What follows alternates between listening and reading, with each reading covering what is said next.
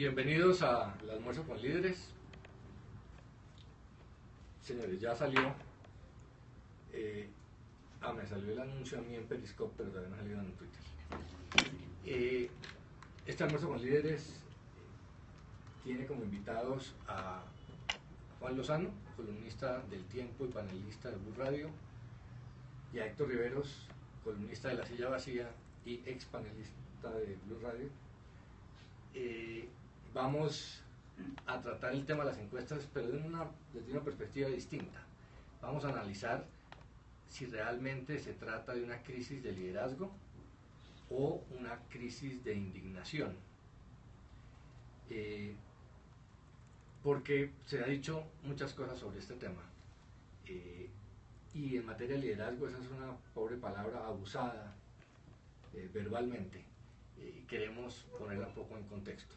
Entonces vamos a hacer tres preguntas a los panelistas. Uno, ¿hay crisis o no hay crisis? Estas encuestas muestran una crisis o simplemente un problema de confianza, un tema pasajero.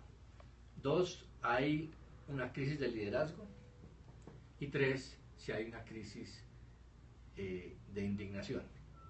Entonces, a la primera pregunta de si hay crisis o no, yo les diría, hubo una situación en las encuestas similar hace unos meses para el presidente Santos, y sin embargo fue reelegido presidente de la República. Entonces, desde el punto de vista político, uno podría decir que es una crisis, si existe, es inánime porque no tuvo efectos políticos. El señor que estuvo debajo del 30% ganó la presidencia.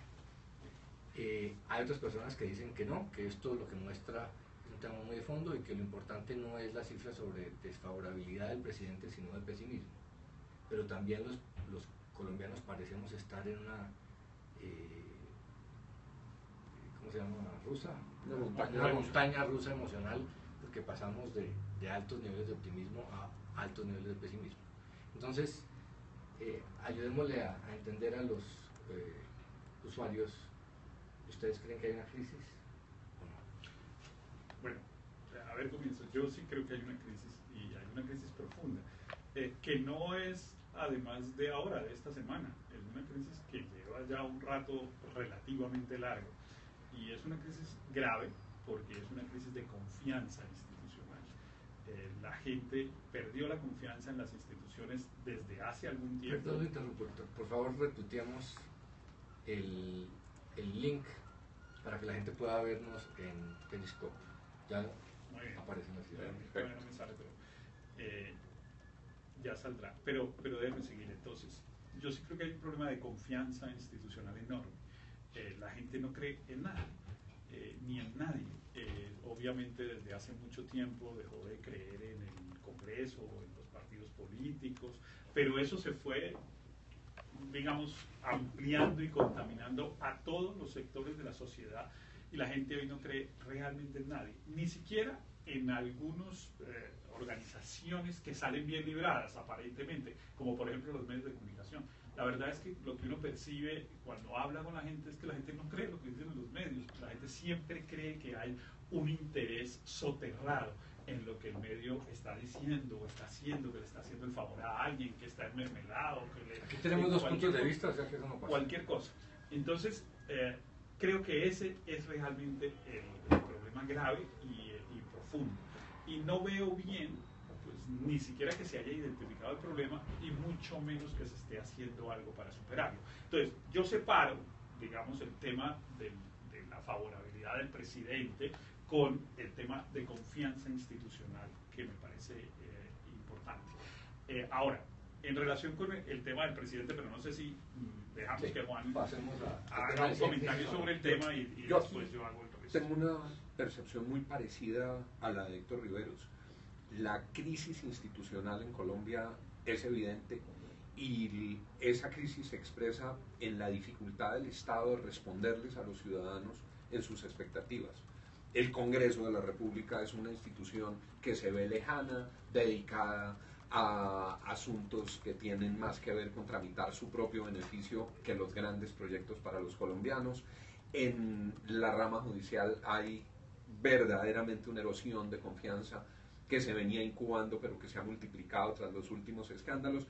Y en el Poder Ejecutivo no es solamente el tema del gobierno nacional, hay una dificultad de gestión en las alcaldías, hay una dificultad de gestión en la rama ejecutiva. Yo creo que el Estado colombiano tiene una crisis institucional muy severa y tiene las dos caras. No es solamente que la gente haya perdido la confianza en las instituciones, es que las instituciones han perdido la capacidad de responderle a la gente, y eso es lo que se está reflejando en estas encuestas. Por eso el desierto de las encuestas, donde uno mire, está rajada la institucionalidad colombiana. Pero yo creo que hay un punto que es importante, y es que no es solamente el Estado, digamos, las instituciones estatales, sino también otras instituciones de carácter privado. Yo por eso mencioné los medios de comunicación. Pero podría uno tomar cualquier ejemplo. La Iglesia Católica seguramente sale bien recibida, la mayoría de los colombianos pues son católicos, y sin embargo la gente no sigue a las orientaciones de la Iglesia Católica. Digamos, por ejemplo, la Iglesia Católica es una ferviente defensora del proceso de paz y digamos, acorde con la ética católica, está dispuesta a promover el perdón, por ejemplo, y la sociedad colombiana en su mayoría no. Es que en Colombia nadie sigue a nadie, porque antes, pues digamos, salía el obispo y la gente lo seguía, así la gente no creyera en los políticos, pero lo decía el obispo o lo decía un periodista respetable. Hoy nadie está dispuesto a seguir a nadie. Entonces hay un problema no solamente de instituciones, sino del público. El institucional es fácil. Digamos que desde 1991, la reforma constitucional, pues se han hecho grandes reformas institucionales. El país está viviendo grandes reformas, pero también es cierto que se han hecho algunas prácticas. En este momento se está haciendo una que soluciona algunos problemas, y sin embargo eso no le genera ningún beneficio político al gobierno. Lo otro es que los ciudadanos están cambiando, pero están cambiando no en Colombia, en el mundo. Sí. Pero en esa línea, Álvaro, es que lo que los ciudadanos esperan que se pueda resolver u orientar desde el Estado una y otra vez demuestra que no es capaz de hacerlo. Mire las reformas que necesitan los colombianos. ¿Dónde está la reforma de la justicia? No se pudo hacer. ¿Dónde está la reforma al régimen ambiental? No se pudo hacer. ¿Dónde está la reforma a la salud? No se pudo hacer. ¿Dónde está la reforma a la educación? Estamos en la mitad del paro. El Estado se ha convertido en un aparato burocrático, lento, pesado, con tantos controles, pesos, contrapesos, problemas políticos, que a la gente no le resuelve nada. Los temas más elementales de la convivencia ciudadana, ponga el ejemplo de Bogotá y el Transmilenio, se salió de las manos. El Estado se convirtió más en un generador de obstáculos que en un líder de soluciones. Pero les hago una pregunta difícil entonces. Entonces lo único que funciona hoy desde el punto de vista de la gente es el populismo, y desde el punto de vista del Estado es el caudillismo, el poder del funcionario, del mandatario que no, nada, todo. No opera nada. Opera el sálvese quien pueda. Eso es lo que está operando en Colombia, y eso es pues obviamente gravísimo para la sociedad colombiana, y mucho más para la sociedad colombiana en una coyuntura histórica como la que estamos viviendo, porque yo sí creo que estamos viviendo una coyuntura histórica. Yo creo que el conflicto armado en Colombia se va a acabar, mal que bien vamos a salir de esto en algún momento relativamente pronto, y pronto yo no sé si será 1, 2 o 3 años, pero relativamente pronto. Para mí es pronto acabar en 3 años una cosa que llevamos 60 años padeciendo, y creo que además el conflicto que nos ha marcado tanto, pues el hecho de terminarlo significa una fase de transición enorme, y hay unas dificultades para eso. Lo primero es que para la gente eso no tiene la dimensión que yo estoy diciendo. A la gente no le parece que eso vaya a cambiar nada, que se acaba el conflicto. Ayer yo estuve en un debate con panelistas en Hora 20, y la gente más o menos decía, no, es que el conflicto pasa y eso no pasa nada, la gente va a seguir afectada por la criminalidad en Transmilenio y ese tipo de cosas. No, por supuesto que no se acaban los problemas, pero se acaba una fase de la historia de Colombia, digamos como pasar de la colonia a la independencia. Me parece que tiene esa dimensión, porque por lo menos a nosotros, a los que tenemos esta generación, pues crecimos en el conflicto, y el conflicto nos impuso la agenda durante 60 años. Salir del conflicto y poder tener tiempo de pensar y de hablar de otras cosas, pues me parece histórico. Este es el diagnóstico del problema. Vamos a mirar las causas. Una posible causa es el tema del liderazgo. Si hay crisis, entonces esa crisis se debe al liderazgo. Hay un sector político que dice que el problema es falta de sintonía del presidente con la sociedad. Por el ejemplo de Álvaro Uribe, que sí tuvo relación cercana con los ciudadanos. Si uno mira las encuestas hoy, eso es mitad, el vaso está mitad lleno, mitad vacío, porque solo el 50% sigue cercano a Álvaro Uribe. Es un problema del presidente, es un problema de liderazgo. En el mundo pasa lo mismo, la mayoría de los presidentes europeos, latinoamericanos, están con muy bajos niveles en las encuestas. Las excepciones son personas como Putin, que es un populista y un caudillista, ese tiene altísimos niveles de aprobación en Rusia. Yo creo que la situación que hay en Colombia tiene que ver con unas dificultades estructurales que no empezaron y no terminan con Juan Manuel Santos. Yo creo que el Estado colombiano, el modelo de distribución de competencias y de poderes está colapsando. Hay que ajustarlo. Yo personalmente creo que el único camino es una nueva constituyente, no para volver a reelegir a Uribe ni para darle gusto a las FARC en todo lo que quieran, sino para volver a diseñar el modelo del Estado. Y sería injusto decir que todo es culpa de Santos. Pero sí creo que la forma de gobernar de Juan Manuel Santos agrava los problemas, porque no los atiende con la prontitud con la que uno esperaría. Es el ejemplo paro agrario, ejemplo incluso paro de maestros, porque el presidente luce totalmente distante en el momento en el que el pueblo siente que su entraña está comprometida, que fue lo que pasó con su reacción cuando matan a los 11 soldados. Creo que el modelo un poco... ¿Está cercano? La función del presidente es interpretar a su gente y conducir con prontitud el gobierno para que pueda dar respuestas que sean más eficaces. El presidente es más monarca que mandatario. El presidente tiene un estilo más de gobelinos y de protocolos y de foros internacionales que de poner a funcionar su gobierno. Digamos, Santos, contrario a lo que muchos creíamos, no resultó un buen gerente de la cosa pública. Él es un hombre más distante, que le encanta delegar, que le deja los temas a los ministros. Entonces yo creo... Pero digamos que ese es el día a día. Hablemos del liderazgo. Yo creo, líder, nos interesa evaluar el liderazgo. Yo creo, para concluir eso, es injusto decir que esta crisis es culpa de Santos porque hay un problema estructural. Creo que las cosas se ven peor y se empeoran con la actitud del presidente. Pero creo que para resolverlo, lo que toca es trabajar en un nuevo diseño del modelo institucional. Y es muy peligroso pensar que esto se resuelve con cualquier modelo populista de distinto cuño, populismo de izquierda, populismo de derecha, porque hay que hacer un ajuste estructural. Héctor. Mire, yo creo... Pero déjeme le hago esta pregunta.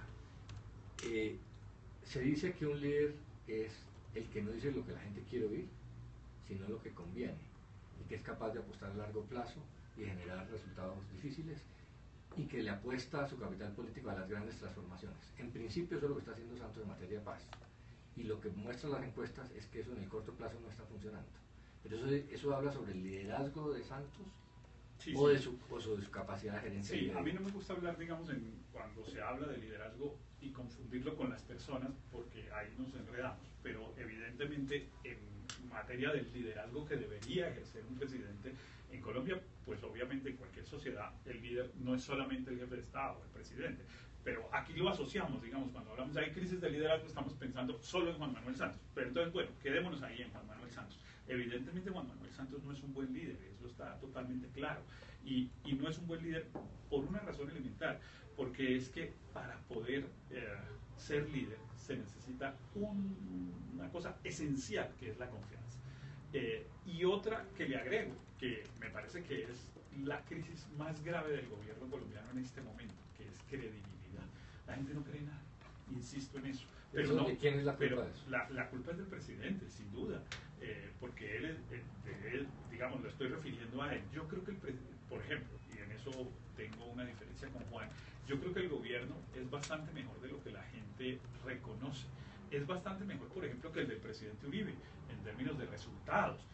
Por ejemplo, voy a citar una cosa que a mí me parece una tontería, pero que a la gente le parece importante. Durante el gobierno del presidente Uribe, el tema de infraestructura lo único que hizo fue trabarse y enredarse y complicarse y llenarse de corrupción y, en fin, no hicieron 3 kilómetros de carretera bien hechos. Este ha hecho mucho más, pero la gente no le cree, la gente no lo reconoce. hay un problema de credibilidad. Y a mi juicio el presidente se equivoca mucho, porque claro que es que decir esto que yo estoy diciendo, pues es muy difícil que uno lo acepte, digamos, que el presidente Santos diga eso, o que sus asesores cercanos se lo acepten. Entonces dicen, no, es que no hemos comunicado bien. No, es que entre más comuniquen, peor, porque cada vez que dicen algo la gente menos les cree. Entonces si salen y dicen, no, es que vamos a generar 40.000 empleos, la gente dice, como decía un amigo mío en una clase de Derecho Constitucional, que va, bueno, se decía otra cosa, pero pura paja, pura paja. Eso es carreta. La gente no le cree. En Periscope sale.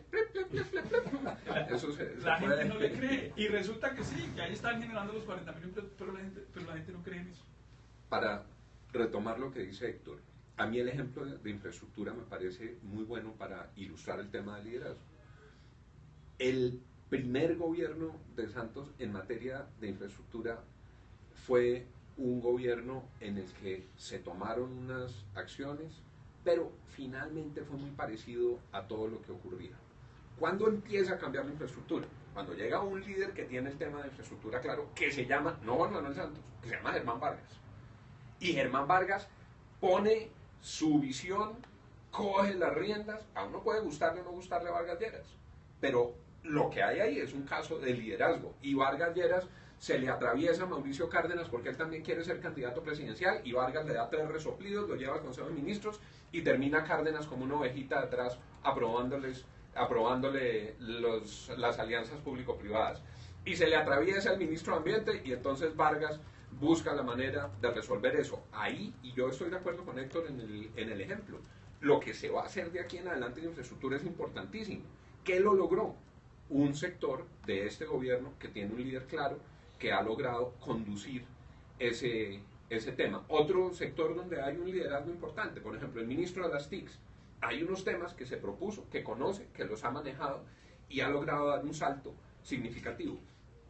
En otros sectores, el balance es dramático porque cuando no hay un líder al frente, el modelo de gobierno del presidente no permite que sea el propio jefe de Estado quien lidere, quien impulse, quien resuelva los problemas, y entonces se vuelven casi apocalípticos, como lo hemos visto en otros campos. Mire, yo creo que hay un tema con el presidente Santos que a mí me impresiona, digamos que todavía no tengo suficiente posición sobre el tema.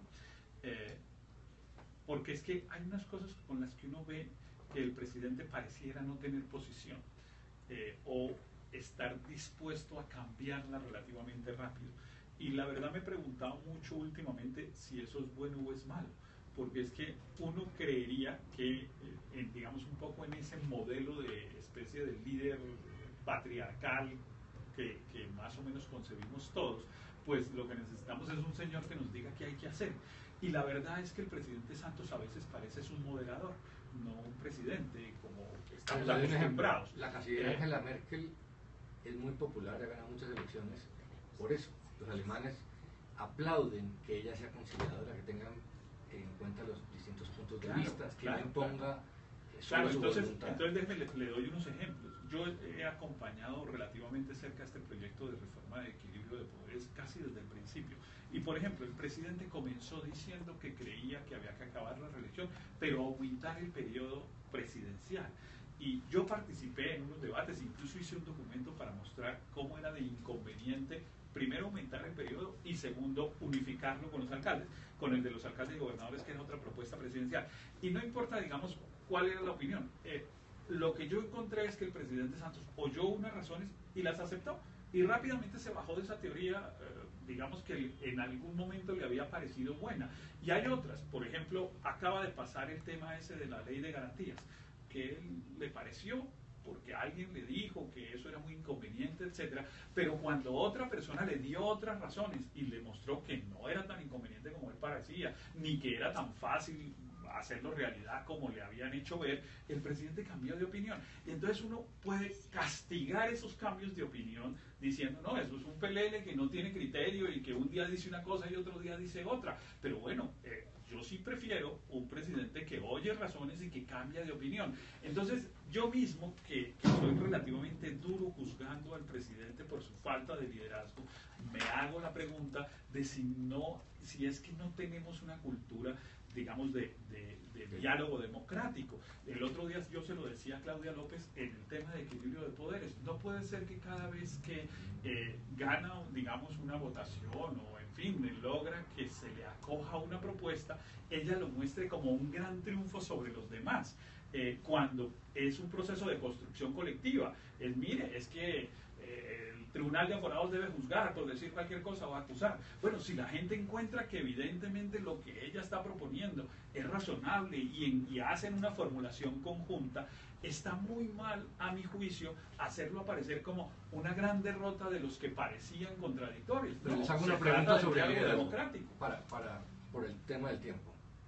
La pregunta es posible ejercer un buen liderazgo en un escenario tan polarizado como está el de Colombia?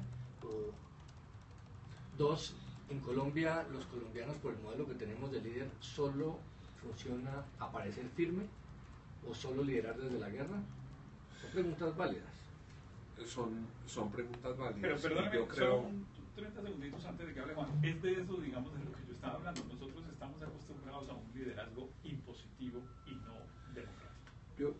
Yo creo que justamente lo que se requiere en medio de esta polarización y de esta confusión nacional y de esta inconformidad nacional con el gobierno que muestran todas las encuestas es recuperar el liderazgo en distintos frentes. Yo tengo con Héctor, frente a lo que acaba de decir, una coincidencia sobre la necesidad de entender que el líder no es simplemente el más obstinado o el más terco, que el líder también tiene que tener la posibilidad de reconocer en sus adversarios la razón y concedérsela para llegar a un punto de mejor entendimiento para el bienestar colectivo. Pero eso es diferente al que es una veleta, que es un poco la sensación que uno tiene con Santos muchas veces, que no es porque racionalmente ha llegado a la conclusión de que los otros tienen razón, sino porque la encuesta le sopló de una manera, porque vio que los medios le titulaban de otra. Y yo creo que lo que la gente no... Decir que lo hace por veleta el gobierno, y no por convicciones. No, porque hay otros temas en los que el gobierno se ha bajado sin razón distinta que ver que la espuma de opinión pública le eso va, no está bien, le pues, va siguiendo. Respetar lo que opina el país no está bien. Si eso sacrifica la visión que tiene el líder del puerto al que debe conducir a su país, pues es arriesgado porque el país no va para ningún lado. Ese no es el caso.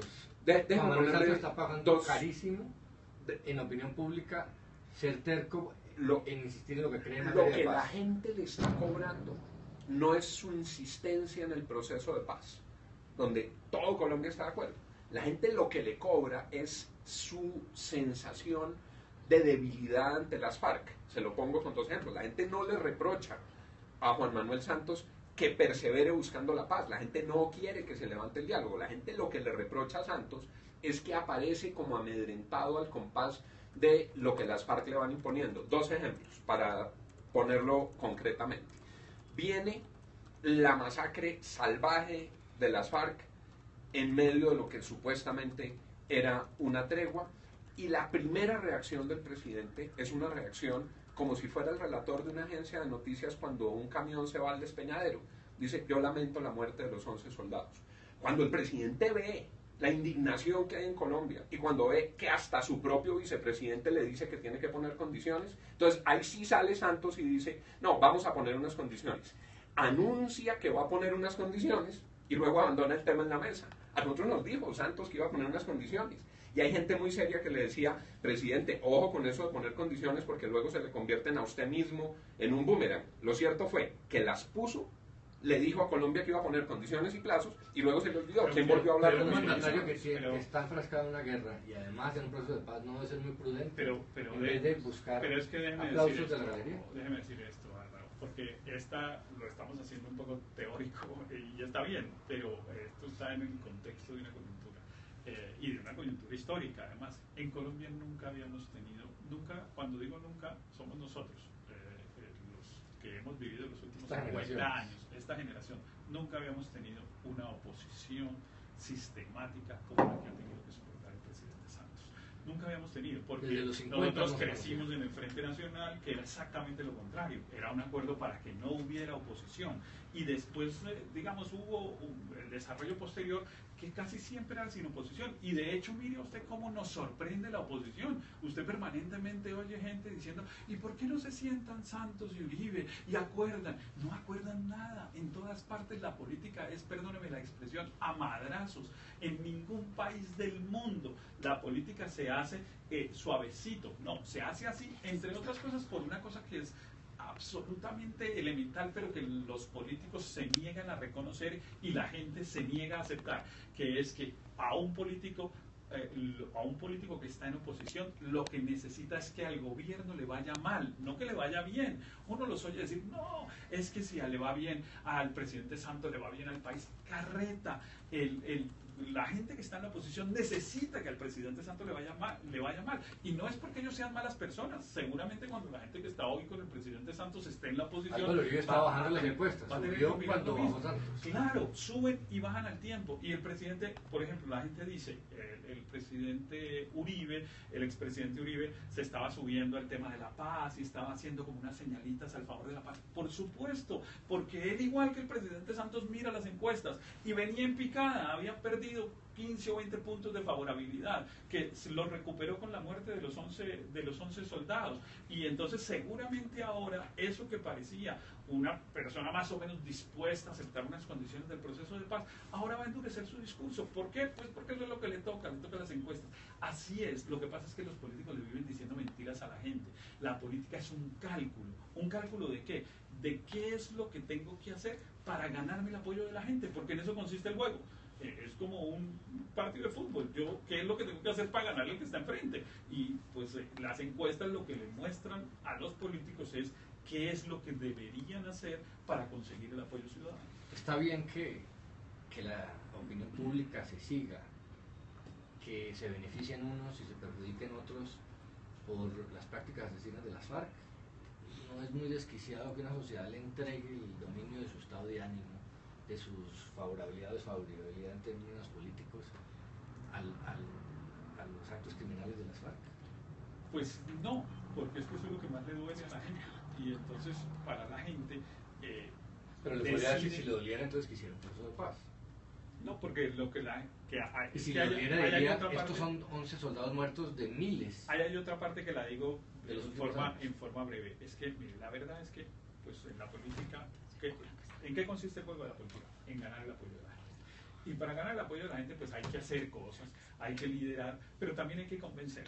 Y en eso hay que ser absolutamente sinceros. El expresidente Uribe, el Centro Democrático, la gente que lo sigue, ha sido mucho más eficiente que los que no lo seguimos.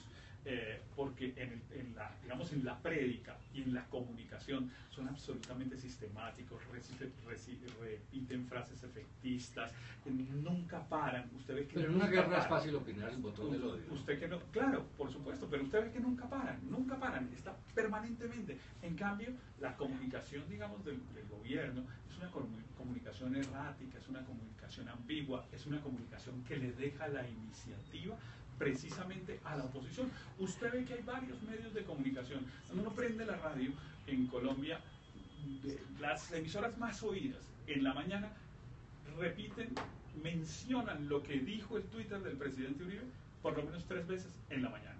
Entonces, ¿quién está poniendo la agenda? Pues el Twitter del presidente Uribe. Yo no sé si los medios de comunicación lo hacen porque les gusta Uribe o porque les parece trascendente lo que dice Uribe o por cuál razón, pero el hecho es que el que pone, o por pereza, por la razón que fuera, pero él es el que pone la agenda. Déjeme retomar su pregunta con el último ejemplo del fin de semana.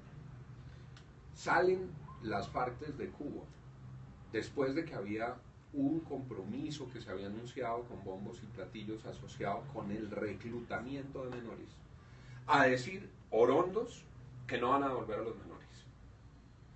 Dicen, sin sonrojarse, que son menores que estaban reclutados de acuerdo con las reglas de las FARC y con las leyes internacionales. Palabras textuales. A continuación, el Ejército de Colombia relata cómo fue que alias Porcelana, jefe del Frente 49 de las FARC, utilizó a los niños como escudos humanos. Con información sobre el estado de esos niños, se sabe que las niñas están enfermas, tienen el papiloma humano y que estaban siendo abusadas de todas las maneras.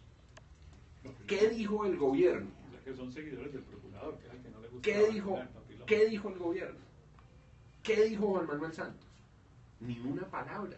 Entonces, ahí es donde pero Juan, se vuelve las FARC llevan incompatible. 50 años cometiendo crímenes. Claro. Si un presidente Pero- se dedica simplemente a cada vez que comete crímenes, reprochar en forma airada a las FARC, Es que ese es un ¿Esa es punto la salida? en el que ya no hay reproches, sino en 50 años de exigencia. intentar la mano Pero dura es que no ese hemos es, podido. ese es un ejemplo menciono- maravilloso. Este gobierno está menciono el bombardeando Pero mira, eso y a la vez negociando. menciono el tema por una razón que tiene que ver con la negociación.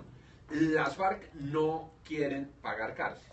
Y resulta que la Corte Penal Internacional arrancó su primer fallo, es un fallo a propósito del reclutamiento de menores en el Congo. Las FARC lo siguen haciendo todos los días. Lo dice no Juan Lozano, no el Centro Democrático, no Uribe, lo dice el Ejército de Colombia. Entonces, si estamos en un proceso de paz y hay un primer compromiso asociado con el cese del reclutamiento de menores, la pasada de agache de Santos, el país no lo entiende como un acto generoso o diplomático o adecuado o prudente para que el proceso de paz tenga éxito, sino como una escurrida del bulto frente a una monstruosidad de FARC. Eso que dice Juan es la mejor demostración de lo que yo estaba diciendo, que es la comunicación bien usada como sofisma, por supuesto, para generar conclusiones que son equivocadas. Todo lo que dijo Juan es cierto. Lo que dijo Juan es que la guerrilla recluta menores, por supuesto, que más dice no recluta. La guerrilla se comprometió a dejar de reclutar. Yo no sé si lo han dejado de hacer o no. Obviamente tiene menores dentro de su organización. Y ellos dicen, yo no me comprometí a, digamos, liberar a los que estaban reclutados, me comprometí a no reclutar más. Evidentemente a eso fue que se comprometieron, pero claro que es que sostener eso pues es dificilísimo. Pero por ejemplo, ellos dicen, es que las leyes internacionales permiten que haya, digamos, personas mayores de 15 años en las organizaciones militares. Mayores de 15 años. La legislación colombiana no, la legislación colombiana permite que sean menores de, digamos, mayores de 18 años. Ahí hay una discusión jurídica, habráse visto una discusión jurídica con las FARC sobre si son 15 o 18, pero es cierta. Cuando uno ve los tratados internacionales, realmente los tratados internacionales hablan de 15 años y no de 18. Pero yo no quiero aquí aparecer defendiendo a los criminales de las FARC. Lo que quiero mostrar es que hay unas discusiones que evidentemente usadas, pues, ¿quién va a aceptar, a quién le va a parecer bien que en las filas de la guerrilla haya menores de edad? Entonces utilizar ese argumento pues es muy efectista. Por supuesto que uno oye a Juan y pues obviamente uno termina diciendo, ese presidente le está entregando el país a la guerrilla. Estamos hablando de no es capaz de hacerle ninguna exigencia. De comunicación y no de por liderazgo. eso, pero perdóname para decir una última cosa, es que por eso es que cada vez que la oposición hace eso que llaman las propuestas para la paz, en realidad están exponiendo una trampa.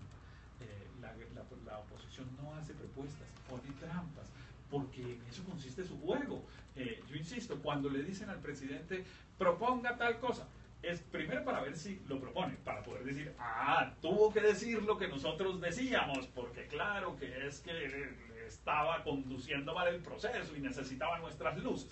Pero como saben que lo que está proponiendo es o imposible de conseguir o puede salir mal, entonces están simplemente esperando el momento en el que salga mal para decir, ¿se da cuenta? Héctor, pero estamos hablando de comunicación y de tácticas, que eso es parte de liderar, pero no es lo fundamental. Liderar es un tema de transformar, de correr riesgos, de precisamente de no decir lo que la gente quiere oír. Generalmente liderar pasa por decir lo que la gente no quiere oír. No, pero sí de conseguir apoyo. Sí, porque es que si la gente no se suma al proceso de pero hay distintas maneras liderazgo de efectivo. conseguir apoyo, porque conseguir apoyo para la guerra en este momento es fácil ante los actos de barbarie de las FARC. Es mucho más difícil conseguir serenidad frente a esos actos. Pero dejemos el tema del liderazgo, nos quedan 5 minutos. Hablemos del tema de indignación. ¿Será que en Colombia, así como estamos sufriendo de cierto populismo punitivo, estamos sufriendo también de cierto populismo, llamémosle encuestativo, que ante cualquier acto grave, obviamente grave, entramos en profundos estados de pesimismo y de rabia frente a los gobernantes? Está el tema de el paro agrario. Las encuestas mostraron un descenso tremendo en el optimismo frente a el fallo de San Andrés, frente a este evento que es gravísimo, pero digamos la verdad, esos 11 muertos son solo 11 de los 3.780 que han muerto en los últimos 10 años, por cifras del Ministerio de Defensa. Está pasando en todo el mundo, pero los ciudadanos estamos recurriendo demasiado a la indignación, los medios, las redes sociales nos están volviendo muy reactivos. Eso es una buena manera de gobernar. Está surgiendo una opinión pública que gobierna o una opinión pública que hace alaraca. Yo creo dolorosamente que en muchos de estos casos lo que hay son alaracas transitorias, porque por distintas razones, una de ellas una dificultad estructural para convertir en participación eficaz la indignación de muchos. La espuma sube y baja muy rápido. O sea, el lunes había gente brava por la pelea entre Pacquiao y Mayweather, y entonces dice que robaron a Pacquiao, y entonces luego la indignación es por un tema de Transmilenio hoy, mañana porque mataron un perrito.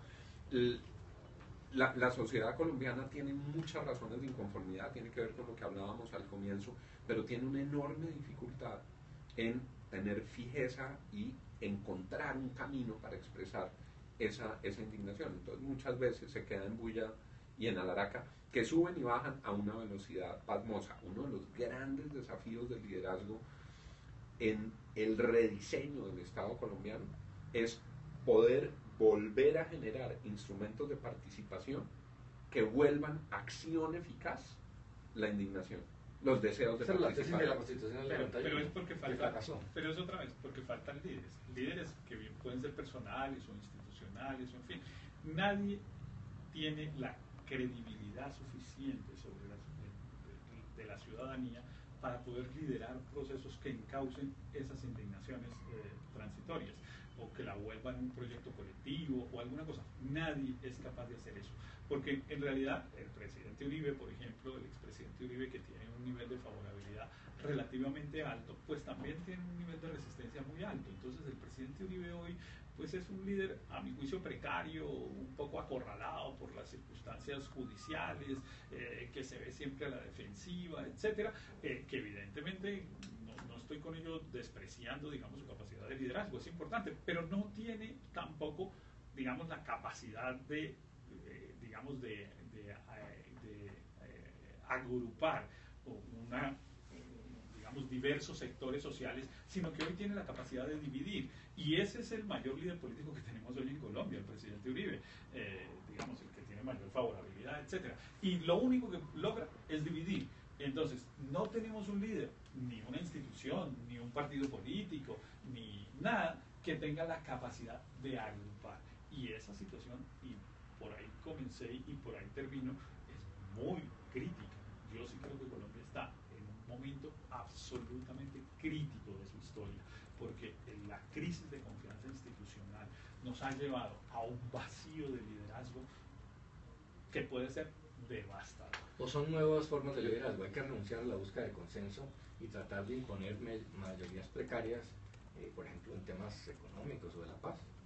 Pues lo que pasa es que existe un nivel muy alto de polarización que hace que cualquier liderazgo vigoroso se inscriba en una u otra esquina y termine convertido en un cuadrilátero. Voy a decir algo que parece frívolo y a estas alturas es casi un lugar común en temas de liderazgo. ¿Cuál es el último referente de liderazgo exitoso que recuerdan los colombianos con alegría? El profesor Peckerman. O sea, usted hoy le pregunta a un colombiano, hace cualquier encuesta, ¿dónde vio un liderazgo colectivo? Liderazgo colectivo. Movilizó la esperanza nacional, obtuvo unos resultados, tomó una situación que estaba, una selección que estaba en crisis, a punto de ser eliminada, logró reconocer los talentos, logró reconocer a Falcao, logró reconocer a James, logró ponerlos a funcionar en equipo. Lo hizo desde la humildad que ha sido propia de Peckerman, lo hizo sin aspavientos. Peckerman se convirtió como en el ícono del liderazgo. La reflexión puede ser superficial, pero yo creo que ahí están las claves. Esos elementos que dejó Peckerman desde su manejo de la selección, aplicados al Estado colombiano, traerían una modificación sustancial de normas que hoy nos están afectando. La posibilidad de pensar en lo colectivo, la posibilidad de no estar facturando todo en la coyuntura, un poco la distancia que tuvo Pekerman en los medios para dejarse, para lograr tener bien su selección y luego pasar las facturas. La generosidad de Pekerman con su gente. Fíjense que a diferencia de otros directores técnicos, Pekerman dejó que las estrellas eran los que tenían que meter los goles y él no estaba diciendo es que yo fui el que lo puse. Entonces me parece que la visión un poco apocalíptica de que se nos acabó el liderazgo tiene unos referentes. Creo que hay que aprender de los errores, creo que hay que trabajar en la reforma de las instituciones. Yo también termino por donde empezaba. Yo creo que nosotros tenemos que avanzar hacia una nueva constituyente para rediseñar el Estado y permitir que afloren unos liderazgos convocantes en ese campo. Ya que estamos hablando de fútbol, vámonos a ver al Madrid. Muchas gracias. Siendo la hora. A Héctor y a Juan, son analistas muy afilados. Vamos a seguir haciendo este tipo de discusiones sobre el liderazgo, porque, repito, es una palabra muy abusada verbalmente. Este tema pues es eterno, es la discusión permanente. Tratamos de aportar algunas